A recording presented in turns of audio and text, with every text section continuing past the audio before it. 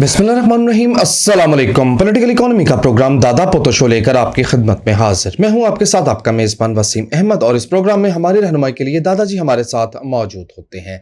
Calendar पारा 17 जुलाई साल 2021 और आज हफ्ते का दिन। उसी पाक परवरदिगार के लिए तमाम तारीफें जो तमाम जहानों का रब है। नबी करीम सल्लल्लाहु अलैहि वसल्लम की ज़ात अक़दस पर बेशुमार दरूद व सलाम। नाज़रीन किराम, पॉलिटिकल इकोनॉमी के प्रोग्राम दादा पोतो शो का जी स्पेशल एपिसोड जो कि आपके फीडबैक पर मुश्तमिल होगा। आपके भेजे गए सवालात के जवाबात आज के प्रोग्राम में हम दादाजी से हासिल करेंगे। दादाजी अस्सलाम वालेकुम। वालेकुम अस्सलाम। दादाजी क्या हाल है? अल्लाह का बड़ा करम इनायत नवाज़ है कि हम आपकी खिदमत। बेशक बेशक। पहला मैसेज शुरू कर दूं? मैसेज बिल्कुल जी, बिस्मिल्लाह। फहीम क्या कहते हैं, पाकिस्तानी कंपनियां क्या शूदर हैं कि दुनिया में इनकी सुनता कोई नहीं है? ये इफ्तिखार चौधरी स्टील मिल कारके उस तनाजुर में बात कर रहे हैं। नहीं, पाकिस्तानी कंपनियां नहीं है, ये पाकिस्तान की हुकूमत है। वो फिर शूदर हुई? नहीं, हम पहले जब उनको खुद कहेंगे कि बददयानत हैं, ये फलाने हैं, ये लूट के खा गए, तो दुनिया कहेगी ठीक है आप दुरुस्त कह रहे हैं। जब हमारी हुकूमत कहेगी और उसके लिए बाकायदा कैंपेन चलाएगी, उसके लिए बाकायदा कैंपेन चलाएगी, मीडिया कैंपेन चलाएगी, उसके लिए जो है वो सारा कुछ करेगी, तो फिर दुनिया कहेगी हमें क्या जरूरत है कि हम आगे गवाही देती फिरें कि ये ईमानदार है। ठीक है ना जी। हाँ, तो वो जो है हम जब इस लपेट में दूसरे ममालिक की कंपनियों को लेते हैं तो मसलाइल उस वक्त पैदा होते हैं, फिर वो आके रैप्टे कराती हैं, फिर वहां से भागना पड़ता है। लेकिन इस भाग दौड़ के अंदर मुल्क का नुकसान हो जाता है। पाकिस्तान की हुकूमत की क्रेडिबिलिटी को कुछ लोग, कुछ महकमे जो हैं वो स्पॉइल करते हैं, सिर्फ इसलिए ताकि पूरे सिस्टम के ऊपर उनका कंट्रोल रहे। आप अगर बाइज्जत हो गए, आप अगर क्रेडिबल हो गए, तो वो जो 3 साल के लिए आते हैं उनकी तो क्रेडिबिलिटी जीरो हो गई ना। और 3 साल के अंदर उन्होंने जो अपनी नस्लें संवारनी होती हैं उनकी तो क्रेडिबिलिटी जीरो हो गई ना। उनसे लोग कहोगे पुत्र बाहर जाके बहना, तू जरा तेरी बाहर जगह होती है, फिर हर मेज पे उनको कोई नहीं ना बैठाएगा। तो वो फिर जलील करके रखते हैं। पाकिस्तान के सियासी क़यादत को तो छोड़े, पाकिस्तान के बिजनेस कम्युनिटी को भी जलील करके रखते हैं, और उसका नतीजा फिर ये निकलता जो सबके सामने है। जो सबके सामने है। पूरा मैसेज पढ़ा कर जी। कोशिश यही होती है कि पूरा मैसेज ही पढ़ूं।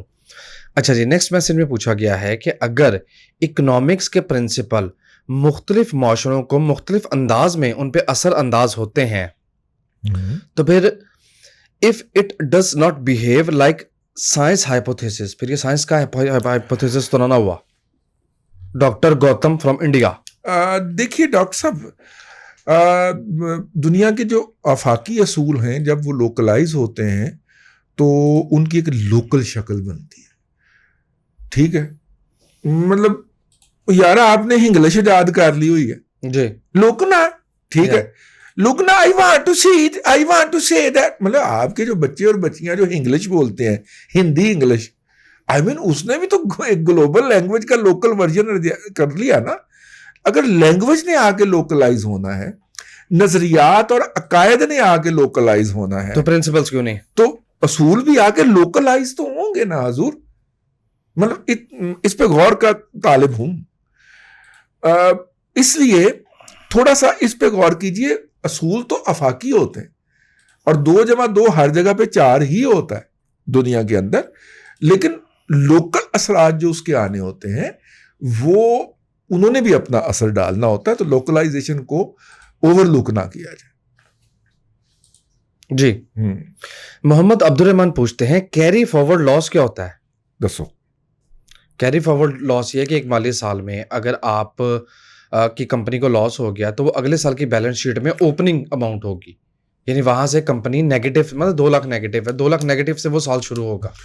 ये यहां तक दुरुस्त है, लेकिन इससे आगे ये है कि एक लॉस हुआ है, ठीक है, पिछले साल वो आपने लिया और इस दफा भी शो किया कि ये लॉस हम पिछले साल से करके आ रहे हैं, इस साल आपको प्रॉफिट हो गया। जी, ठीक है, आप अगर इनफरादी सतह के ऊपर ऑपरेट कर रहे हो तो आप कहेंगे पहला ये लॉस तो पूरा करें ना। जी। कंपनियां जो होती हैं वो कहती हैं कि नहीं जनाब, लॉस को इसी जगह पे रहने दें, ये लॉस हमने बैंक से उधार पकड़ के पूरा किया था, बैंक को हम इंटरेस्ट देते रहेंगे, प्रॉफिट जो है इसके साथ हम मजीद अपना काम कर लेते। तो ये जो लॉस चलता रहेगा पिछले साल से इस साल और इस साल से अगले साल, इसको हम कैरी फॉरवर्ड लॉस कहते हैं, जो पिछले साल से आप लाए हैं और आगे भी ले जाना चाह रहे हैं। जी। इवाना के नाम से मैसेज है, दादाजी ये बात बारहा हुई और हर बंदा यही सवाल पूछता है कि अगर यही गवर्नमेंट अगले 5 साल रही तो इकोनॉमी कहाँ खड़ी नजर आ रही है। सब ये पूछते हैं, मैं क्या करूं कि यार बुनियादी सवाल ये है कि इकोनॉमी खड़ी है। एसएमई उड़ गया आपका सारा, जो मेजर एम्प्लॉयमेंट जनरेट करता था। बहुत बड़े बड़े लोग जो हैं, मैंने आप अपने परसों के प्रोग्राम में भी आपको अर्ज किया था कि जो खुद 20-20 लोगों को, 50-50 लोगों को एम्प्लॉयमेंट देते थे, आजकल खुद जॉब की तलाश में घूम रहे हैं यार, कि हमें को लाख रुपए की नौकरी मिल जाए, घर का किचन चलाना शुरू कर दे। ये वाला सेगमेंट हमारी सोसाइटी में 2018 और 2019 में उड़ गया।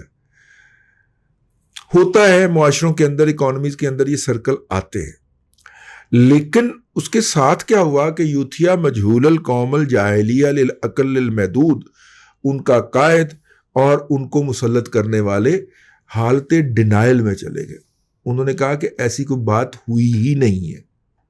असल में इशू ये है, जब आप ये बात मानने को तैयार ही नहीं कि ये हुआ है, तो इसका मतलब है कि आप उसके लिए कोई अपाय या कोई उसका कोई इलाज या उसका कोई सोल्यूशन नहीं करना चाह रहे, क्योंकि आप मान ही नहीं रहे कि ये काम हो गया। तो देखिए, इसी ने ही इकोनॉमी बनानी थी, इसी ने ही कमा के, तो होटल में जाना था खाना खाने के लिए, नए उसकी बेगम ने पर्दे डलवाने थे, सोफा खरीदना, मोबाइल बदलना, इसी ने सारी इकोनॉमी चलानी थी। और ये बेचारा खुद इसका शिकार हो गया। तो इसका मतलब ये है कि काम खराब है, काम खराब है। अब कल भी एक साहब ने पूछा और मैंने उनसे अर्ज किया कि देखिए, एक होती है एक्सपोनेंशियल ग्रोथ, ठीक है, कि जनाब बाहर से 30 अरब डॉलर आए हैं, उस 30 अरब डॉलर में से 4 अरब डॉलर इंडस्ट्री में लग गए हैं, उन्होंने 50 अरब डॉलर की मजीद इकॉनमी पैदा कर दिया, यूं हमारा जीडीपी दिन दुगनी और रात चुगनी के ऊपर आप आगे चला गया। अब वो जो 4 अरब डॉलर से नई इकॉनमी जनरेट हुई थी, उस इकॉनमी की लोकल डोमेस्टिक प्रोडक्शन नहीं है, आप कंजम्पशन नहीं है, यानी कि उस इकॉनमी का मुकामी तौर पे गाहक ही मौजूद नहीं है। आप वो इकॉनमी लेके मुल्क की सरहदों से बाहर निकल गए, आपने वहां पे वो चीजें बेची, वहां से ज़र मुबादला कमा के लाए और इतना एक सर्कल चल गया।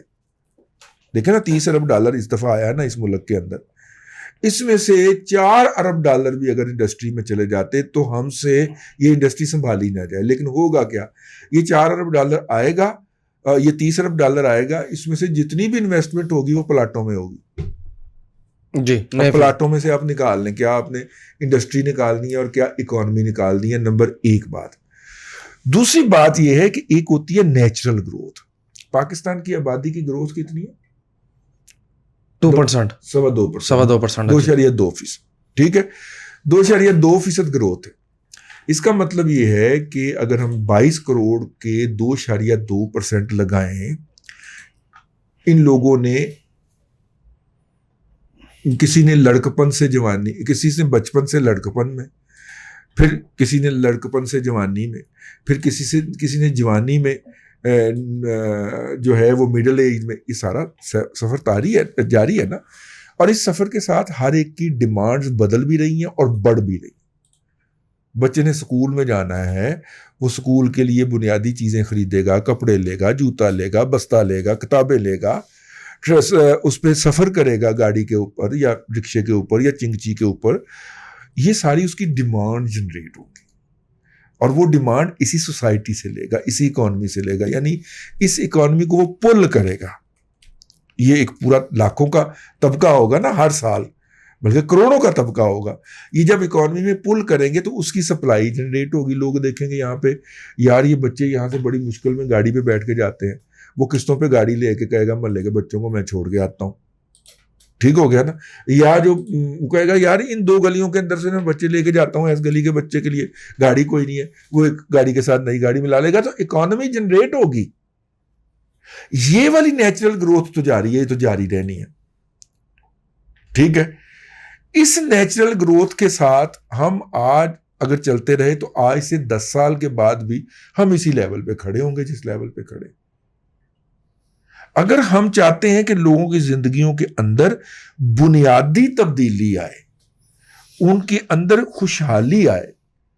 ठीक है, जो हफ्ते के 7 दिन सब्जी खाता है वो 2 दिन गोश्त भी खाना शुरू करे, अपनी खुराक बेहतर करे। जिसे 30 साल ब्याह को हो गए हैं वो अपनी बेगम के साथ कभी निकल के अल्लामा इकबाल या मॉडल टाउन पार्क तक नहीं गया, वो जो है वो एबटाबाद, और एबटाबाद तो डूब गई वो नॉर्दर्न पे जाए, वो नॉर्दर्न एरिया की सैर करके आए अपने खर्चे के ऊपर। ठीक है ना, तो ये कब आएगा, ये इससे इकॉनमी जनरेट होगी ना, ये तब कब आएगा जब उसकी इनकम में इजाफा होगा। ये नहीं होने देना हमने, ये नहीं अगर उसकी इनकम में इजाफा नहीं होगा तो हम ऐसे ही सिसकते हुए चलते रहेंगे। ऐसी इकोनॉमीज के अंदर, वो सूडान की हो, वो ईरान की हो, वो क्यूबा की हो, उसके अंदर क्या फिर कौमें देखती हैं अपनी निजात कि हम इस इकोनॉमी से, इस सोसाइटी से बाहर निकल जाए। ठीक है ना, और फिर वो वहां से भागते हैं। वैसे इस दफा मैं कहां पर पढ़ रहा था कि तकरीबन 10,000 के करीब जो हैं, 10,500 के करीब कोटा रखा है कनाडा वालों ने पाकिस्तान से जो लोग लेने हैं। और अमेरिका का कितना कोटा, सॉरी इंडिया का कितना कोटा जी? 1 लाख।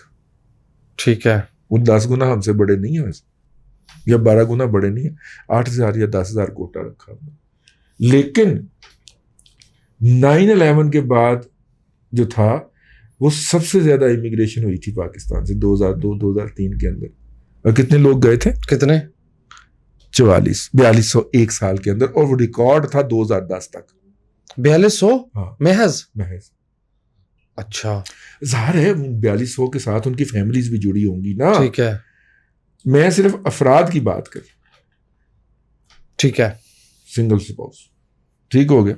तो अब आप देखिए कि इस दफा उन्होंने खुद कोटा रख दिया है उससे डबल। इसका मतलब हालात उससे खराब है जी।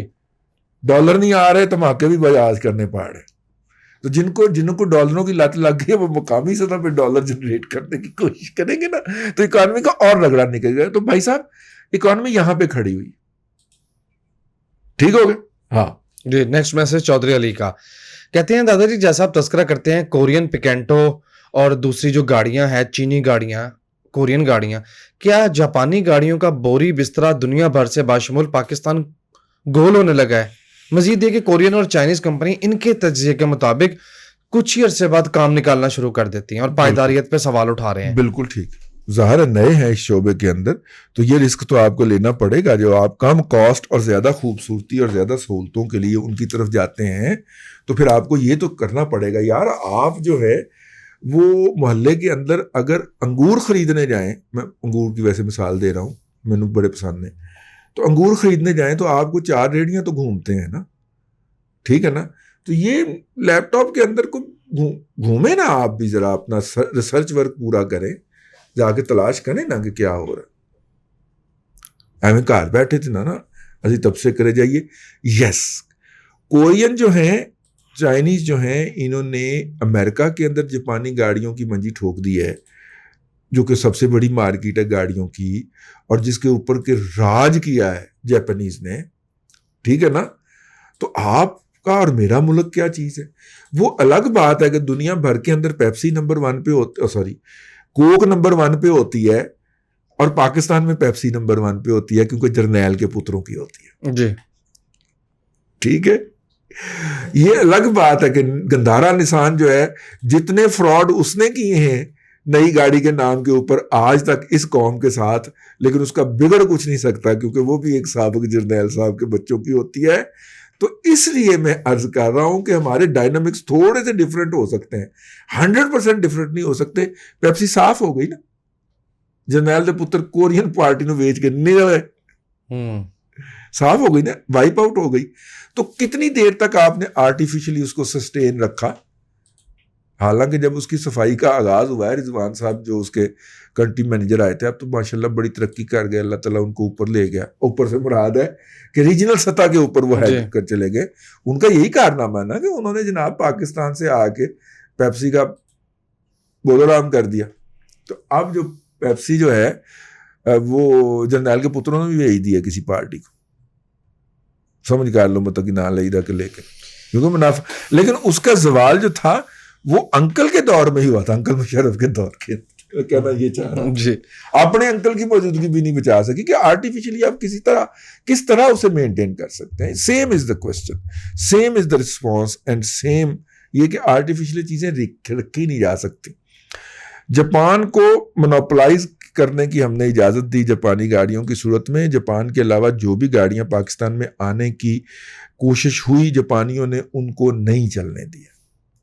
ठीक है, उसकी सबसे बड़ी मिसाल किया है जी, वो शेवरले है। ये सारी गाड़ियां जापानियों ने नहीं चलने दी। अब वो बड़े तरीके से आए हैं बाकी पार्टी। और दूसरी बात है कि इन्होंने अन्नी भी बड़ी पा दी हुई थी। इनको भी जरा जेब ढीली करनी पड़ेगी, इनको भी अपने मुनाफे कम करने पड़ेंगे। ठीक है, जब ये मुनाफे कम कर लेंगे तो हमारे लिए ये भी कबूल है।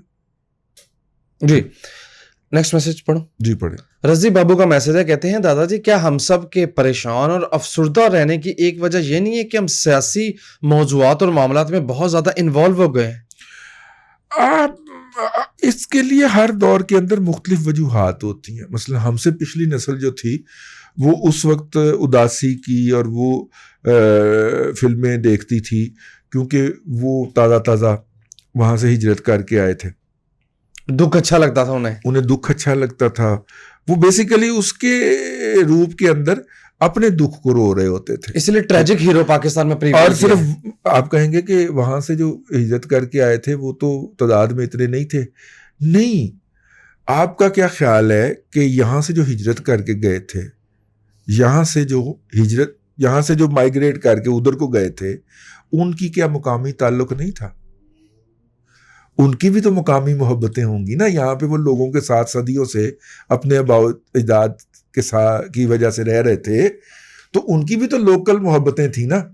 तो मेरा एक दोस्त जो है वो बिछड़ के चला गया, ठीक है, तो फिर वो आपको दोस्ती के गाने और मोहब्बतों के गाने और वो बिछोड़ा जो है ना, वो लफ्ज़ बहुत इस्तेमाल होता है। अगर आप 60s के 50s के उस वक्त के गाने सुने, बल्कि 70s तक भी पंजाबी की फिल्मों में विछोड़े का लफ्ज बहुत इस्तेमाल होता है, नगमात में भी। उर्दू में भी फिराक और विसाल तो नहीं, फिराक के गाने बड़े, फिराक के, हिजर के, ठीक है, ये बहुत ज्यादा अल्फाज का इस्तेमाल है।